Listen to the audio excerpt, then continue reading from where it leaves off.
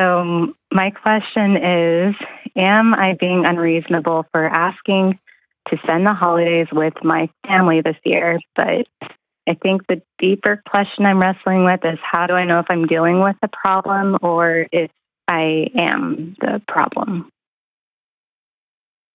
What would Taylor Swift say, Bailey? Oh, no, I'm not a Swiftie. Oh, no.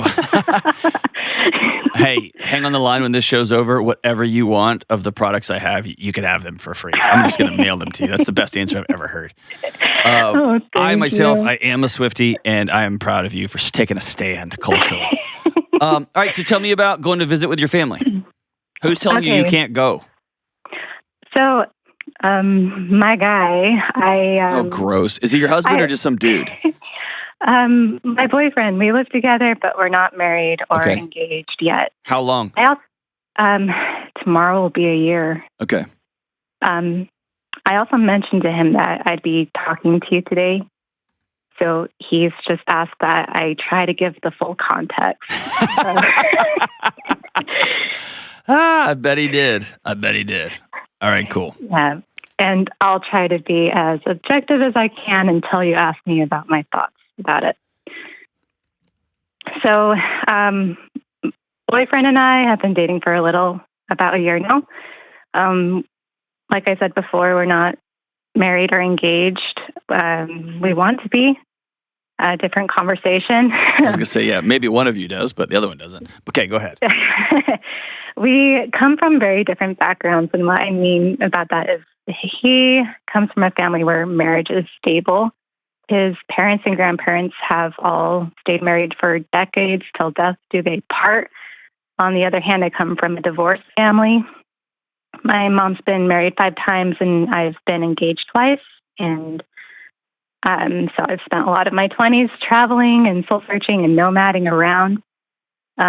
So before we met, my boyfriend spent over a decade working a job where he traveled about 90% of the time. And he worked really hard with the goal for early retirement. And so right before we met, he decided he's done traveling. He wants to settle down and enjoy the home that he's worked really hard for and be close to his family in Florida, where he's from. And after we met, he got the news that he didn't have to travel anymore. So we dated for a few more months, and then it was like, do we break up? Do we do long distance, or do we just see if it works, do a little trial run? So now we're living together in Florida, and it's been about 6 months since I've been here. So with the holiday issue, last Christmas, I visited him in Florida and spent the whole month of December with him and his family. We live really close to them, and I thought we'd alternate holidays between our families in the future. But now that it's time to make holiday plans, he told me that he doesn't want to travel during the holidays anymore. And he now runs his own business, so he could work around it, but it feels like he prioritizes his time and his preferences without much consideration for mine. And when we went to visit my family earlier this year for the first time, he gave me about 4 days of his schedule. And now he says we just saw my family. And so it feels like I'm being gaslighted into thinking I'm selfish for wanting to spend Christmas with my family this year. So I guess I'm really struggling with whether I'm being reasonable for asking to spend this holiday with my family, or if I'm being made to feel like my needs don't matter. I don't hear that at all, actually. Like, I think your needs are your needs, and I think even deeper than needs, I think your wants are your wants. And his are his. And it sounds like you made some deals with him and the universe without talking about them out loud.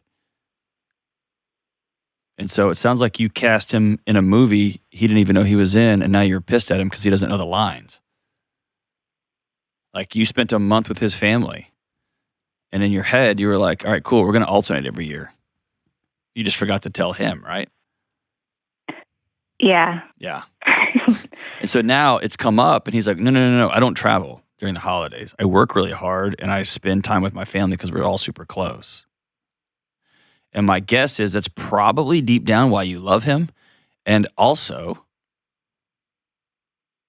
You are trying to figure that out for yourself. Is that the world in life that you want?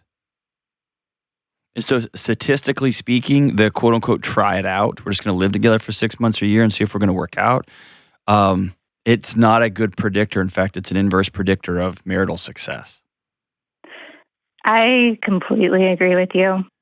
And I guess that was one of the wants that I was like, let's not wait to have this conversation. On our first date, I told him I want to get married. I want to have kids.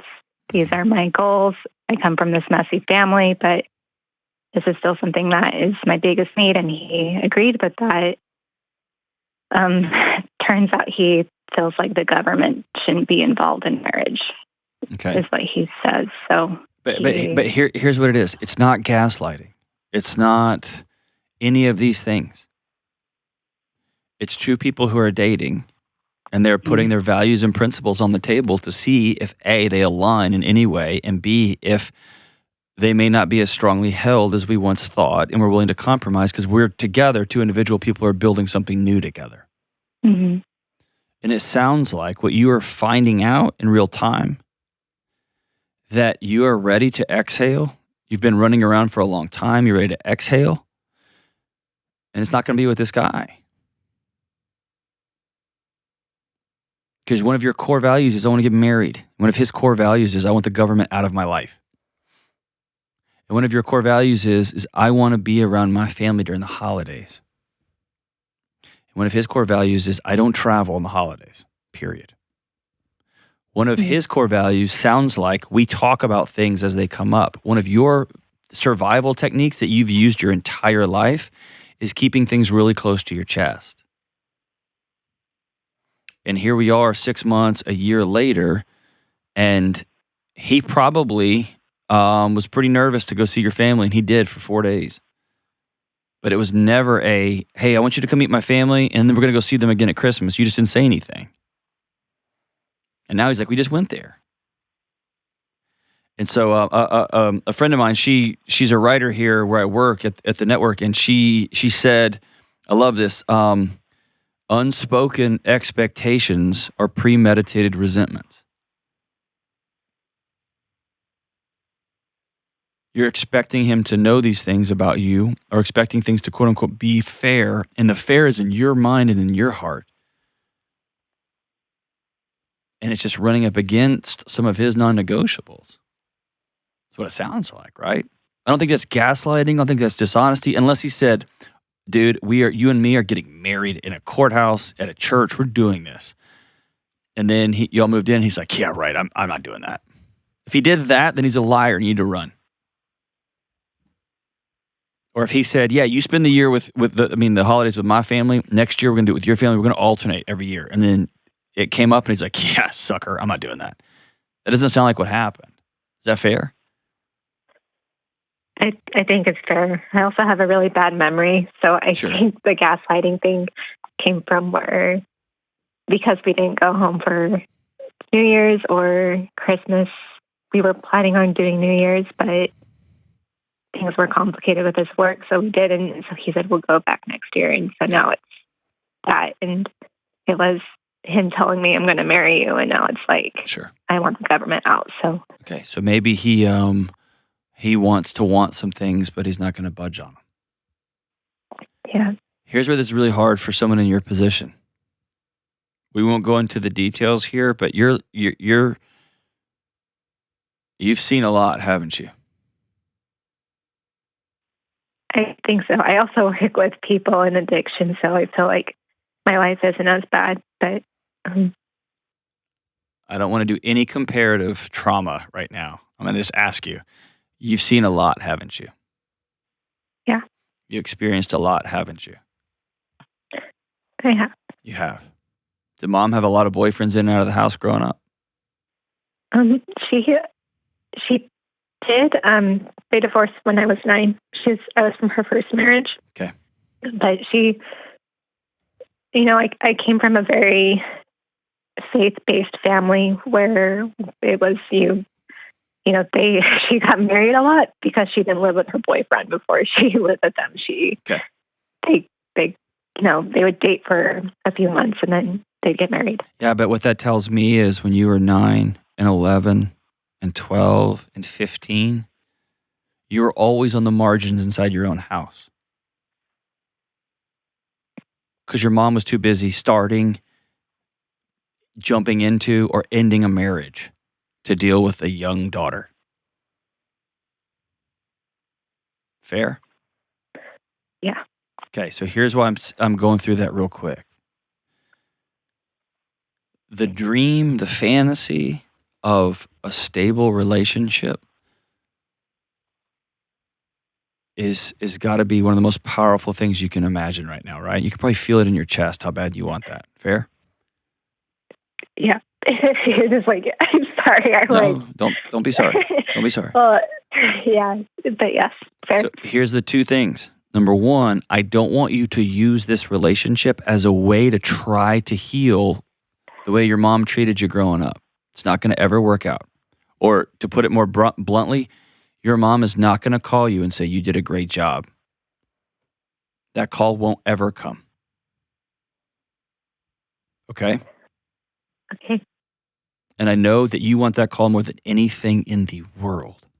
It's not going to come. Am I right? Yeah, I'm right.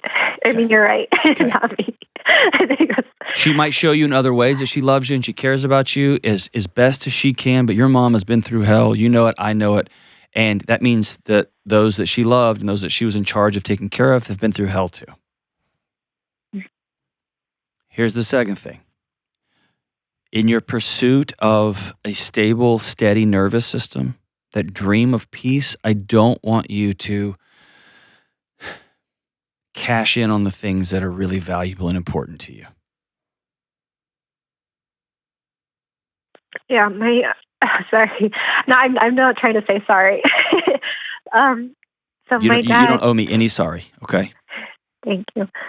My dad and my stepmom came out to Florida to visit a few months back, and because they knew how important this relationship was to me, and so when we couldn't go out to Utah, they came out here.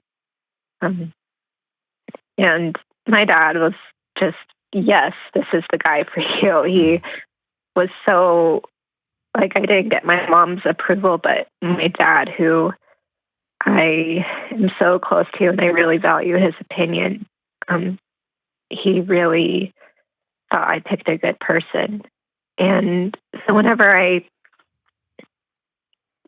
have different issues like this come up, he understands where boyfriend is coming from. Mm-hmm.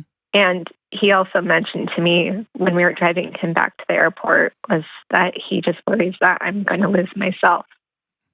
There you go. So can I tell you the greatest gift you can give yourself and this boy that you're with and your future self? In fact, both of your future selves. Okay. For the first time in your life, I want you to tell him that you want to feel safe saying all the things that you want. And that you're willing to risk him looking at you and saying, I'm not going to give you those things. But you have been cashing out parts of yourself or squashing parts of yourself your whole life because there's a 9-year-old little girl in there going, Mom, what about me? Mom, what about me? And she's like, shut up, I'm trying to get married. Or shut up, I'm going through a divorce. And there's a 9-year-old going, what about me? And so you've learned that when you feel something in your chest like, hey, I want to go see my family too, you've learned, shh, they might leave. Don't say that. Or, hey, it might be cheesy and silly, but I want to go to a church and get married. I want a marriage certificate. By the way, the whole, I don't want the government, that's stupid. It's bad business. It's not good business practice. Okay? But I get I get it, whatever. But it's just bad business. Having a marriage certificate, having the certificate is a contract. So if this thing goes sideways, you have some coverage here. Just like, especially in Florida, by the way. But we'll forget that. Like being able to say, here's what I want. Are you all in? And by the way, it's not just these two things. This is coming up in other issues too. Fair? Right. Right. These two kind of going to see family and something like, I don't want the government in my, there's other issues always. It's never just those two. And so I want to piggyback on what your dad said. This guy is probably a great guy. That doesn't mean he's great for you. He might be, but those two things can be mutually exclusive. They don't have to be the same thing. So I have a question for you. Okay. When I have that chat with him, what kind of responses are something that I can work with versus something I should run from? You have to decide that. Some flags for me would be if he calls you stupid. If he says, we're not ever having this conversation again. If he makes you feel small or little. Those are some red flags. If he doesn't hold your vulnerability gently. Even if he disagrees with what you're saying or what you want, it's the care with which he holds your vulnerability. Just because you don't get, quote unquote, everything you want out of this conversation. And by the way, it's not a little chat. This is one of the big ones. Okay? This is like my college students used to call it the DTR. This is the define the relationship here. Mm-hmm. Okay? Just because 100% of what you put on the table, he's like, I can do this and I can do this, but I can't ever do this one. Okay, fair. And he might tell you, he might get the courage to tell you, hey, when I'm around your mom, it makes me feel very uncomfortable. Being with husband number 5 in that chaos makes me uncomfortable. You being in that chaos makes me feel uncomfortable. You still begging for your mom's approval breaks my heart. I don't want to be around that mess. Like maybe he'll have the courage to tell you. Or maybe it's none of that. Maybe it's just work. And you're married a guy that's busy during the holidays. But it sounds like there's some unspoken things that need to be had. The biggest thing I'd look at is how he treats you in that conversation and whether he makes you feel small or belittled because you have your own wants and needs. Yes. I think the thing that prompted me to call you was the way that he did handle it when I brought up wanting to go back home for the holidays with him. Because at first I was just like, yeah, if you want to go home, go home. But, my whole thing was I want to go home with you. And maybe he doesn't mind going home with you, but he can't this year. Yeah, that's one thing. And he brings that up. And shortly after, he was just like, let's look at the schedule. Maybe we don't go on the week of Christmas, but we go before or after. That's what that's what I'm doing this year. Yeah. That's exactly what I'm doing this year. And I've been to Texas twice this month, and I'm going again next month, but we're going after Christmas. Yeah, which that's something I don't mind. I just want to be with him. And I think the thing that scares me is that, he does tell me things that he wants, and I'm not sure if it's something that he wants me to hear or something that he really means, but things just change and circumstances change. And everything is going to be change. Yeah. And I do appreciate what I want doesn't always come true. So when my wife and I, we sit down in every September, October, and we plan out what the holiday travel is going to look like so we can give our families a big heads up. And whenever we sit down, I always say, I want to do 2 weeks. I want to do some hunting trips. I want to do some hangout trips. I want to eat tons of Mexican food. I want to do all this stuff in Texas. That's where both of our families are. And my wife always goes, that's cool. And you have a job. And so here's what's practical, right? And so It's all just wants to get on the table, and it's all fun, and it's frustrating, and it's annoying, and it's this. And then we buy plane tickets, or we get the car gassed up, and I send an email to all my family and say, here's when we're going to be there. Mm-hmm.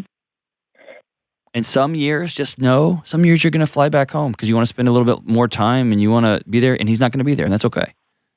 Mm-hmm. And if you're going to stay together long term, there's going to be some seasons there's going to be every year where you say, every Christmas, I want us to go downstairs, or I want us to go sit under the Christmas tree for our private Christmas day morning. Or I don't really care about that at all. In fact, Christmas is the best day to travel. We're just going to do that. Like, y'all get to decide what that is. I say this a million times on the show. I want you to be very clear about your pictures and words. Because you say something like, I want to be with you during Christmas. And he says, I want to be with you during Christmas. I want you to be very detailed and specific on what that picture is. Is it Christmas Day? Is it a tree? Is it opening presents? Is it going for walks and looking at lights? Is it traveling? And I want him to be very specific about, I want to be with you during Christmas. Very specific about that picture. Because then all you have to do is align the pictures. Like, oh, the week after Christmas, yeah, it's awesome. The week before Christmas, yeah, that's fantastic. Christmas Day, I'm with my family. That's just like I don't compromise that right now. And you get to decide, all right, then I'm breaking up with you. Or, okay, that's great. But let's align our pictures and words of what the holiday looks like.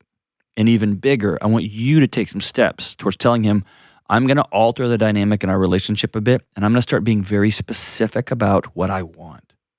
And it's never been safe before for me to do that, and I'm going to start doing that because you deserve it, and more importantly, I deserve that.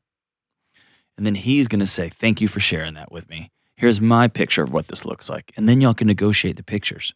And it gets pretty easy when y'all start talking that way. But I want you to be specific with him. He sounds like a great guy. Sounds like he just has his own specific things. You sound like a great woman who's ready to change everything, and you've got some specific things. It's time for y'all to put them both on the table, not in a chat, but in an important conversation about the future of your relationship. And let's hold them loosely, and let's put them on there and be totally honest with each other. My guess is y'all are going to figure this one out. And then tell him for Christmas, your picture this year is him taking a knee under a mistletoe and asking you to be his wife. Let's do that one this year. That would be awesome.